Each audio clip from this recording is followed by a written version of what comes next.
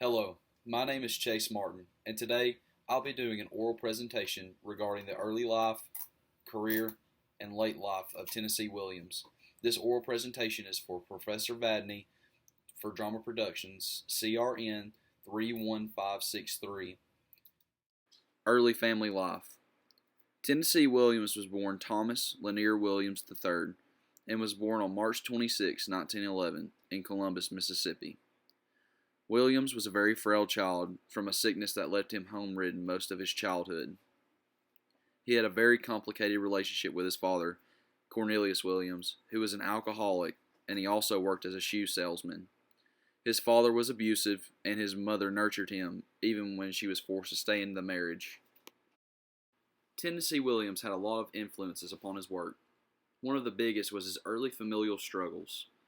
Brian Parker states that a driving force in some of his works was a subconscious sublimation of rage against his father's denial of love. Big Daddy, a character in his play On a Hot Tin Roof, is sometimes reflected as his father. Other elements, including the setting of some of the cities that Williams visited, including St. Louis or New Orleans, seem to influence his work as well. The southern elements of social interaction play a big part in his play, The Strangest Kinds of Romance, which focuses on social interactions that are encountered in the play. As a way to escape from his familial struggles, Williams began to write. He falsified his birth certificate when he was 13 to enter a playwright contest, which can be attributed to his early practice of writing and his early career. Williams also attended many colleges, but finally completed his Bachelor of Arts from the University of Iowa. He then studied at the Dramatic Workshop of the New School in New York City. This experience intertwined his relationship to theater, for better or for worse. His early career was lackluster, but the first play that was sent into action was Cairo, Shanghai, and Bombay. The early 1930s strained Williams' career, but he was shortly received a grant and moved to New Orleans, where his greatest inspirations would soon lie. A noteworthy design can be pointed directly to the work A Streetcar Named Desire. The element of realistic scenery of the New Orleans setting overall displayed a social interaction that was previously referenced. Some scripts were also very notable. Jessica Tandy, the actress who plays Blanche Dubois in the play, was so well received that she received a Tony Award for Best Actress in a Play in 1948. Williams also had many noteworthy accomplishments and awards. The Glass Menagerie was one of the first notable accomplishments of Williams' illustrious career. After a great reception and recognition by many critically acclaimed audiences, it went to Broadway. The play later won the New York Drama Critics Circle Award. Other plays including Summer and Smoke, Camino Royale, and The Cat on a Hot Tin Roof were many other noteworthy plays that had immense popularity in the late 1940s and throughout the 1950s. Throughout the 1960s, Williams had achieved 2 Pulitzer Prizes, 3 Donaldson Awards, and a Tony Award. Some elements that I consider innovations in the work of Tennessee Williams was his ability to address taboo topics in a social climate, especially those that were not always accepted. These include the sexual fantasies in The Night of the Iguana and homosexuality, which is featured in the play A Streetcar Named Desire.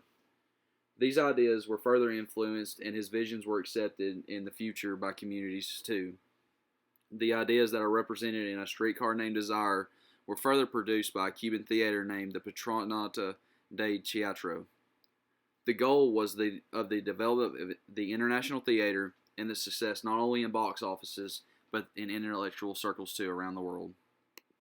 Even though Williams was very popular into the 1950s and into the early 1960s, some critically acclaimed sources caught wind of Tennessee Williams' progressive ideas. Thus, they began to write poor reviews that declined his popularity. He also was dealing with depression from his late lover dying of lung cancer. So, he also had drug and alcohol issues. After he was hospitalized for having a nervous breakdown, he still kept writing and publicizing his plays. His last written play was called A House Not Meant to Stand, which seemed to reflect positive reviews, but only had a few showings. Overall, the critical reflections of Williams' innovations shadowed his work and fractured his image. His later career was not popular due to his plays having a perpetual exile from wholeness experienced by modern subject that the critical reviews also showed. I wish I could tell you that Williams died happily, with family and friends by his side. Yet, it was a long and endearing process. Over the next 10 years after his lover had died, he developed alcoholism and usage of drugs that further declined his health. In 1983, he was found alone in a New York hotel room where it was found that he choked on a pill bottle top and suffocated.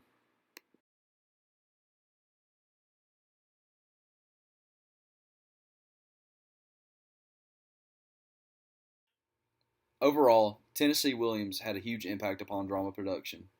Thank you, and I hope I informed you upon his early life, his career, and overall his legacy. Thank you.